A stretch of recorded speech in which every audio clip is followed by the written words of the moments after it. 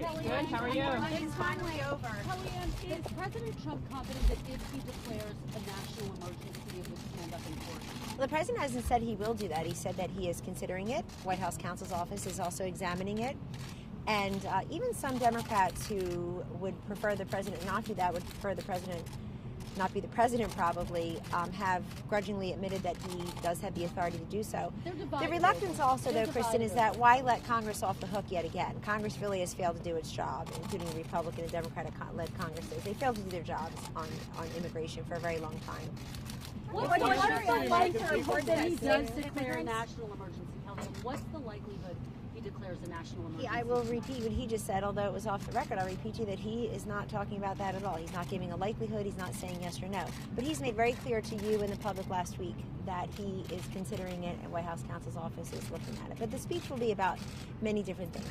What's your reaction to reports that issue? 6 immigrants were encountered on the southern border in the first half of 2018 for links to terrorism?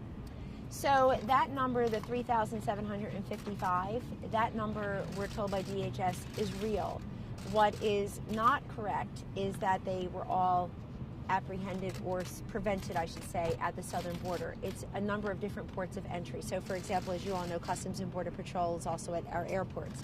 So apparently it's airports, ports, the border, other ports of entry, and I think that's the clarification. Would you dispute? We've seen reports that at least 6 immigrants with links to terrorism were encountered at the southern border. Well, I would tell you is what Secretary Nielsen has said, and Vice President Pence reflected this earlier today as well, which is that at any given time we have a number of terrorists in the hemisphere, and so she does not want anybody to make small talk out of a significant number of terrorists in the hemisphere at any time. But I think the clarification needs to be where they apprehended or prevented at the border as opposed to anywhere else. The Vice President also this morning in a few of your networks talked explicitly at a length about special interest aliens, and that's a different matter altogether, but he did address that. I would refer you to his comments because I've been in those briefings with the Secretary of Homeland Security on that topic as well.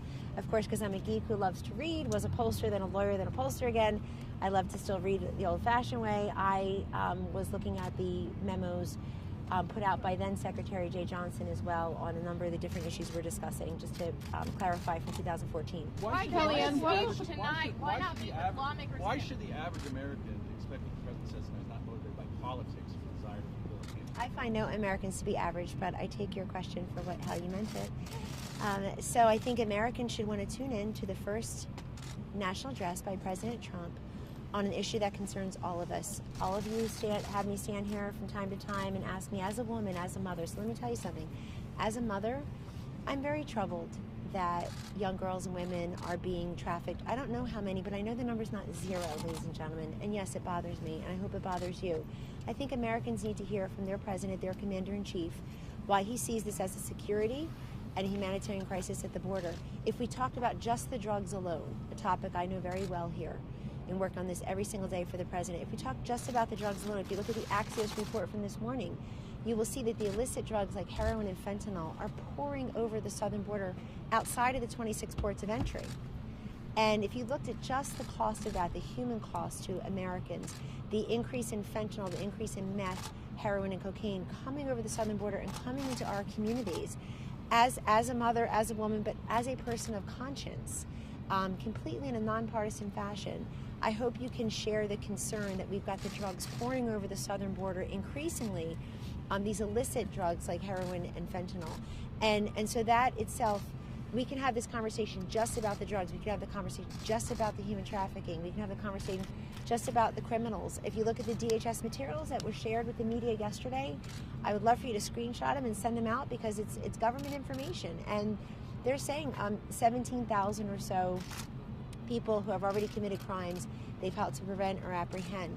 So these numbers are not 0, and the president looks at his humanitarian crisis at the border, but also a humanitarian crisis on this side of the border when the drugs come pouring into our communities. We lost 72,000 Americans last year, 2/3 of those from opioids, increasing number. It spikes upward according to the CDC. Just on fentanyl alone, it's 50 times the potency of heroin 100 times the potency of morphine. It's an instant killer for people who ingest it. When is the president going to meet with lawmakers? When is the president going to meet with lawmakers again? I know the answer to that. I'm not going to tell you, but he would like it to be this week, and he's available. He's just saying he's been here. He would like it to be this week, but as you know, the Vice President and Secretary Nielsen and a few others, I plan on accompanying them, backbenching, but they are going to meet with lawmakers this evening. And the President is more than happy to meet again with the Big Eight, as they call them, anytime they're ready. He's made that clear all through Christmas and New Year's, over the vacation, last week, this week. We want to make sure that our border is secure and that the government reopens, but they want it to be in the reverse order, which is not really a practical consideration. Hey, Kellyanne, can you promise that the president will tell the truth tonight? Will he tell the truth? Yes, Jim, and can you promise that you will? I will. The whole truth and nothing but the truth to help you God? Am I allowed to mention God to you? Problem like you do. No, well, that, Jim, I know that's a cheat. Make sure that goes viral. Okay. This is why, by the way, this is why I'm one of the only people around here who even gives you the time of day. Can you guarantee? And let me get back in your face, because you're such a smart ass most of the time, and I know you want this to go viral. A lot of these people don't like you. But let me just be respectful to the media at large, as I always am. I explained that was alternative information, additional facts. And I explain it many times. And don't you put it back in my face for all the corrections that your network needs to issue. I was on your network 25 or 26 times in 2018. I'm one of the last people here who even bother to go on. And the disrespect that you show to me personally, I'll just look past. Ma'am, No, and don't call me ma'am to make it up. Kellyanne, That's why, go Kellyanne, ahead, please go. you said he's meeting with lawmakers tonight. Democrats and Republicans, who's he meeting? Tonight, the Vice President and Secretary Nielsen will be meeting, I believe it was made public, they'll be meeting up on Capitol Hill with the Republican conference. But remember, they'll meet with anybody who wants to meet with them. The Big Eight will come back here. I'll let our Legislative Affairs Office take that one, but obviously the President is always happy to meet on this issue. Kellyanne, statistics show that actually more suspected terrorists were apprehended at the northern border than the southern border. So why not declare a crisis there? Why the focus only on the southern border? I just went through the whole drug thing, that drug crisis that we're having. I know it's understood, but you don't cover it enough compared to 72,000. We basically have an airplane falling from the sky every day filled with people dying from a drug crisis, and we're just going to blasé our way out of it. Be a smart aleck. If this is a situation that's close enough to being declared a national emergency or being considered declaring a national emergency, why doesn't the president support opening agencies that deal with national emergencies? Say it again.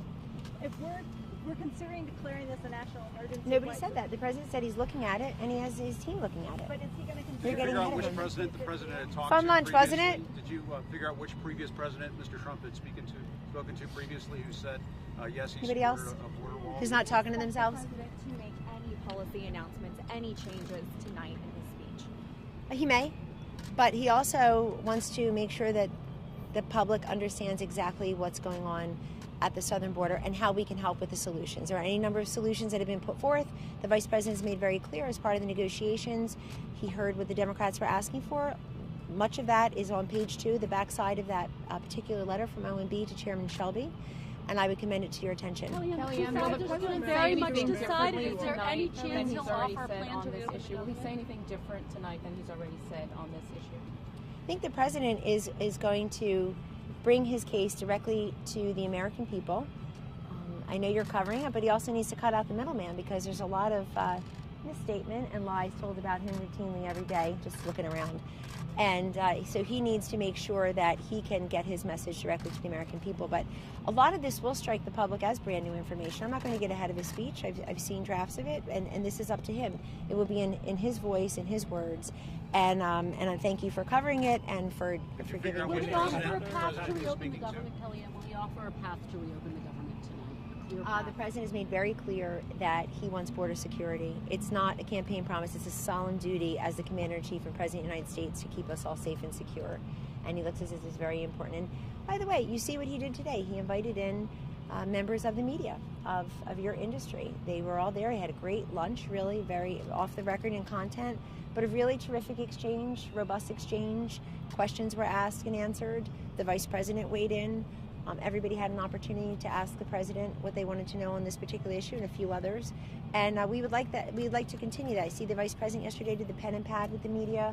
We like to continue bringing you information. Those who are interested in the information and not curating your own images. This is now the second longest shutdown in history. What's the message to the workers, Kellyanne, who are concerned about paying their bills? Well, the president's concerned about them too, and OMB has been talking about some of the mitigation strategies, as have some of the other agencies. They're working on that as well, and the president very much sympathizes with that. He's following this as well, but he wants to make sure that we're all safe. His first and solemn duty is to keep us all safe in this nation, and we're not safe from the drugs.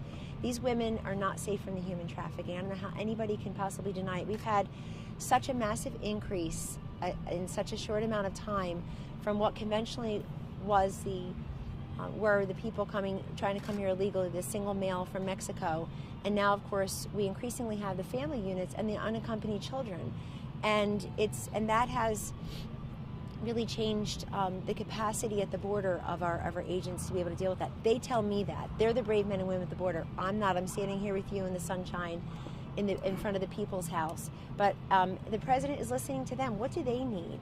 What are the resources they need? They want the personnel. They want the steel barriers. Many of them have suggested that to them. We already have a lot of that built from previous administrations, meaning structures, infrastructure. I know that a Democratic congressman was just asked on Fox News, I'm told, about, well, if you don't want this, would you tear down what's already there? No, we wouldn't do that. Well, I mean, we know that we agree on many of the problems that exist. Nobody can deny it. By the way, I would just say to you, because you don't cover it enough, in that massive drug legislation that passed earlier this year, every single Democrat voted for that, which means they already admitted that we have a problem, because they voted for the STOP Act. They voted for compelling our own U.S. Postal Service to do a better job of stopping the flow of illicit drugs from coming into this country through our own Postal Service. So you've got to believe if it's also coming through the southern border, that the priority is also there. I see a Christopher in the crowd. How you doing? You want to represent CNN in a nice way? Because Jim's trying to make it personal. He's the upgrade.